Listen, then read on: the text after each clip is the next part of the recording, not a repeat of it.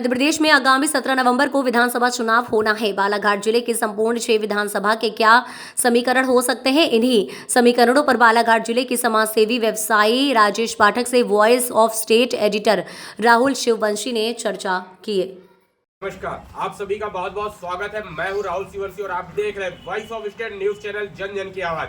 आज हमारे साथ हमारे मेहमान है राजेश पाठक, जो कि एक समाजसेवी, राजनीतिक और व्यवसायी के रूप में अपनी पहचान रखते हैं। राजेश पाठक जी, जिन्होंने इससे पूर्व में भी एक विधानसभा चुनाव एज अ विधायक का चुनाव लड़ चुके हैं, और हम चर्चा करेंगे राजेश पाठक जी से अब तक के उनके राजनीतिक और सामाजिक जो सफर रहा है उसके बारे में, और जानेंगे वर्तमान में कि क्या है पूरे बालाघाट जिले की 6 विधानसभा के समीकरण, और आगे चर्चा होगी साथ ही कुछ ऐसे मुद्दों।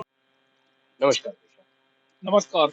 जैसा कि अभी वर्तमान में चुनाव चालू है, 17 नवंबर को चुनाव होना है, और चुनाव का काफी अभी इस समय चारों तरफ लगभग पूरी 6 बालाघाट जिले की जितनी 6 विधानसभाएं बालाघाट जिले की लगभग सभी के प्रत्याशी तय हो चुके हैं।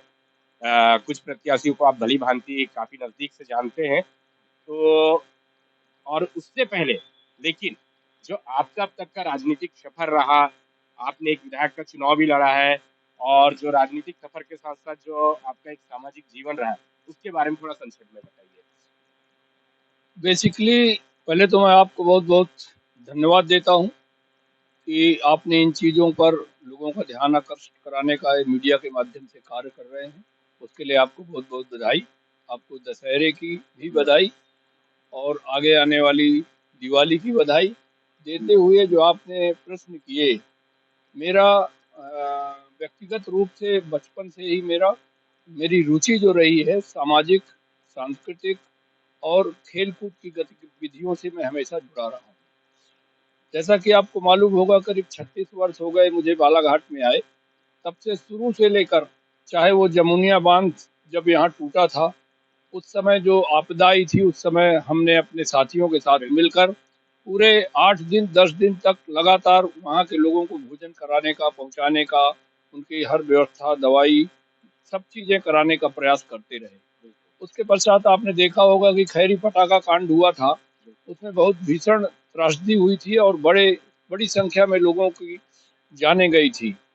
तो शासकीय सहायता मिलने में निश्चित रूप से देरी होती है, लेकिन हम और हमारे साथी लोग 24 घंटे के अंदर सबके घरों में पहुंचकर उनको इतनी आर्थिक सहायता कम से कम उपलब्ध हो जाए जिससे जरूरी आवश्यकताओं की पूर्ति तत्काल की जा सके। उस समय भी हम लोग हमेशा पहुंचे। इसके पश्चात आपने देखा होगा, कोरोना जैसी महामारी आई, इस प्रदेश में आई, देश में आई, पूरे विश्व में ऐसी बीमारी जिसके बारे में कभी किसी ने कल्पना नहीं की होगी, जिसको कभी इतिहास में किसी ने पढ़ा नहीं होगा, सुना नहीं होगा, इस टाइप की बीमारी आई। और एक समय तो ऐसा जब सेकंड फेज आया तो लग रहा था कि दुनिया बचेगी कि नहीं बचेगी। और उस समय निश्चित रूप से गैस की किल्लत, लोगों को इतनी ज़्यादा परेशानी हो रही थी कि लोगों को ऑक्सीजन नहीं मिल रही थी। ऑक्सीजन के जो 10 लीटर के कंसंट्रेटर हैं, वो हमारे देश में भी उस समय उपलब्ध नहीं हो पा रहे थे, इतनी कमी हो गई थी। तो हमने अपने साथियों के माध्यम से कर्नाटक से, बेंगलोर से संपर्क किया, और उनके माध्यम से ताइवान से करीब 35 से 40 लाख रुपए के 10 लीटर के ऑक्सीजन कंसंट्रेटर मंगवा के जिला प्रशासन को सौंपे थे। तो ये हमारी हॉबी रही। इसके पूर्व या वर्तमान समय में लगातार आपने देखा होगा कि करीब 25 बरस से मैं जिला कबड्डी संघ का अध्यक्ष भी हूँ। नेहरू स्पोर्टिंग क्लब जो एक ब्रिटिश पीरियड का बना हुआ नेहरू स्पोर्टिंग क्लब है, अंग्रेजों के ज़माने में उसकी स्थापना हुई थी। तब से वो क्लब आज भी हमारे ज़िले में उसी तरह से स्थापित है। उसका मैं 4 बार अध्यक्ष निर्वाचित हुआ, और मुझे 4 या 5-6 बार करीब पूरे ऑल इंडिया हॉकी टूर्नामेंट के आयोजन कराने का अवसर प्राप्त हुआ, जिसको हमने अपने साथियों के साथ मिलकर बहुत ही सफलतापूर्वक उस आयोजन को कराया, जिसमें बालाघाट के तमाम हॉकी प्रेमी दर्शक बड़ी संख्या में उपस्थित होते थे। जहां तक कबड्डी की बात है, जो गांव का खेल है, उसको हमने गांव तक पहुंचाने का कार्य किया है। और बालाघाट जिले में ही वारासिवनी और बालाघाट में हमने मध्य प्रदेश की सीनियर महिला कबड्डी और जूनियर महिला कबड्डी की टीमें पूरे प्रदेश की बुलाकर राज्य स्तरीय कबड्डी प्रतियोगिता का आयोजन कराया। यहाँ से जो नेशनल खेलने गई मध्य प्रदेश की टीम, उसको हमारा सौभाग्य है कि हमारी बालाघाट की धरती से वो टीम बनकर गई जो नेशनल खेलने गई। ये सब कार्य करने की हमारी रुचि रही है। हाँ, निश्चित रूप से मैं 2008 में एक बार चुनाव भी लड़ा, जिसमें मुझे बालाघाट विधानसभा क्षेत्र से हमारी पूरे क्षेत्र की जनता का बहुत ही भरपूर प्यार और आशीर्वाद मिला। उसके पश्चात राजनीतिक गतिविधियां कम, सामाजिक गतिविधियों में मैं ज्यादा संलग्न रहा और आज भी मैं वो कार्य लगातार करते आ रहा हूँ। है और भली भांति यहाँ के राजनीतिक परिदृश्य से वाकिफ है। भली भांति लगभग सभी जितने भी प्रत्याशी इस समय चुनावी मैदान में है, चाहे वो बीजेपी हो, कांग्रेस हो या निर्दलीय हो या अन्य किसी अन्य पार्टियों से, सभी से लगभग परिचित है आप। और सभी से लगभग परिचित होने के साथ साथ सभी के बारे में अच्छे से जानते हैं। तो किसको मिलेगा ताज, किसे मिलेगा जनता का आशीर्वाद, सबसे पहले हम चर्चा कर लेते हैं।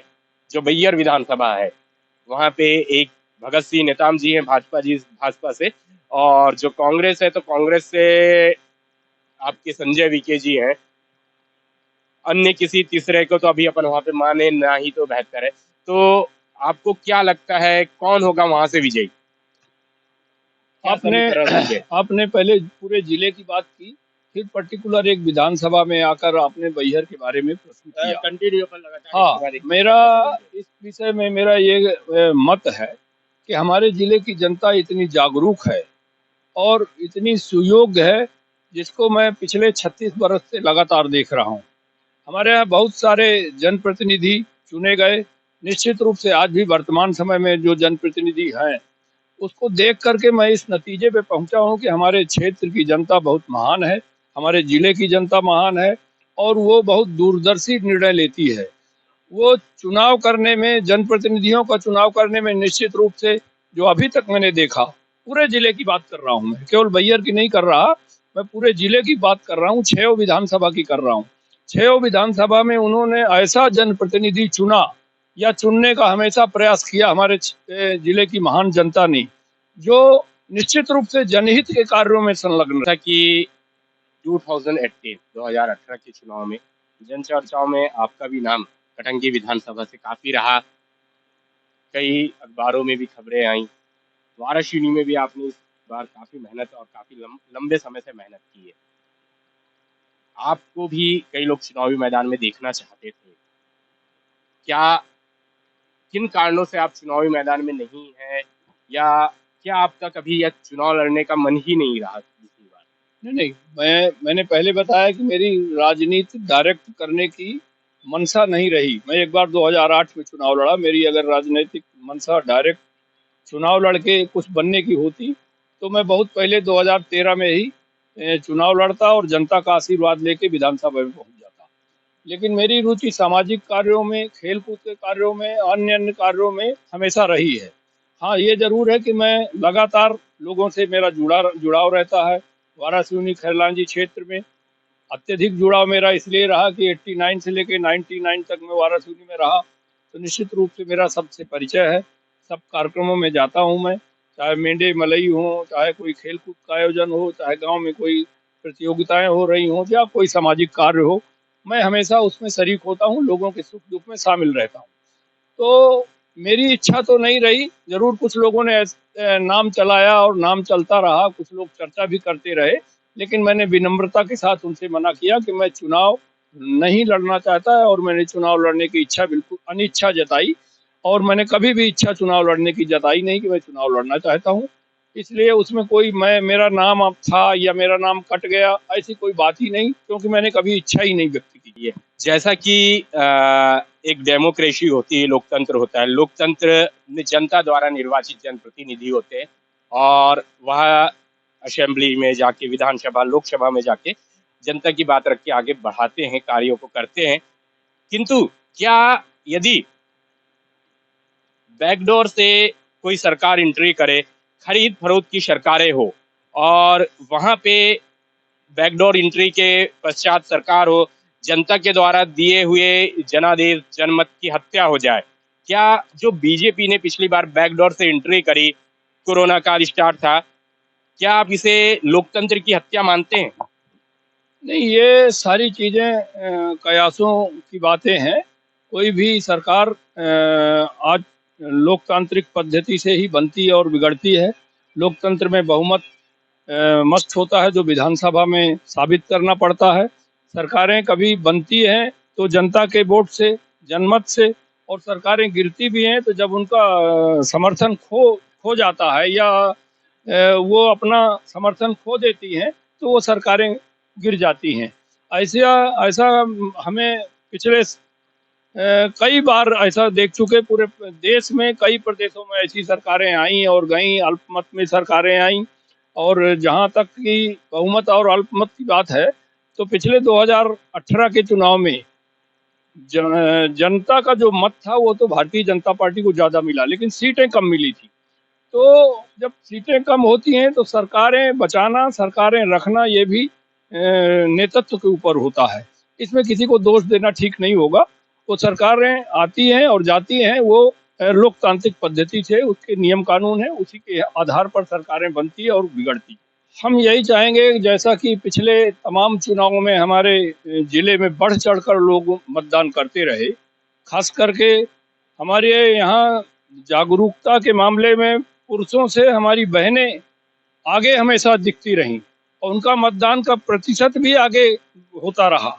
आपने देखा होगा कि यहाँ बालाघाट जिला सौभाग्यशाली है हमारा जिला, जहाँ बच्चे और बच्चियों का जो औसत दर है वो लगातार बढ़ रहा है। जो जन्म दर है वो बढ़ रही है, मतलब लोगों का आकर्षण बच्चियों के प्रति बढ़ रहा है। उनको कोई अभिशाप नहीं मानता और इसी तरह से मतदान में भी उनका प्रतिशत हमेशा ज़्यादा रहा है। मुझको लगता है कि दोनों मिलकर के हमारे भाई बहन, पूरे जिले के हमारे जागरूक मतदाता हर विधानसभा क्षेत्र में बढ़ चढ़कर मतदान करें।